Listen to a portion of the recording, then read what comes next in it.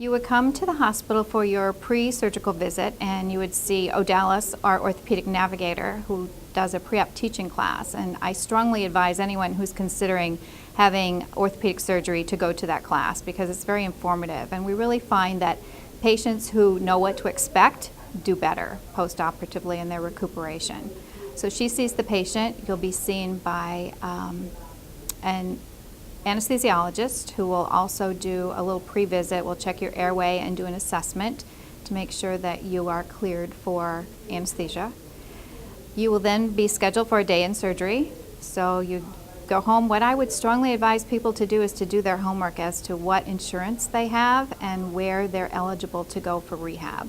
A lot of patients go to rehab. We have probably 30 to 40% of our patients go home after surgery with some kind of post-rehabilitation.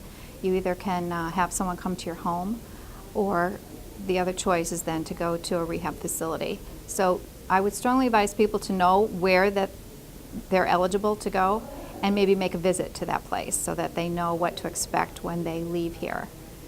So that's another idea for them. Once they come to the hospital and they go to surgery, they don't come up to my floor until after surgery. So they come here to the ambulatory surgery department, they get the patients prepared, and then they go into the operating room.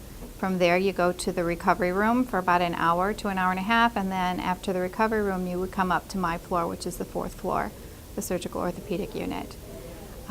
Your recuperation there lasts about 3 days. So we'll be getting you out of bed with our physical therapy department. Generally, we sit you on the side of the bed the day of surgery and then increase your activity each day. The next day we get you out of bed, take a few steps, and each successive day you do a little bit more until you can take a few steps out into the hall. I'd say the difference is dramatic. We've had a lot of patients who say that they can't bend down or they can't.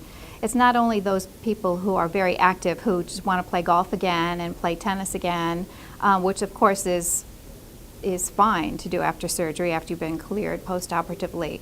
But the quality of life from the pain of having bones move against bones because that cartilage is missing, now you have something that's implanted in there with your new knee or your new hip, and the pain difference makes the quality of life much improved.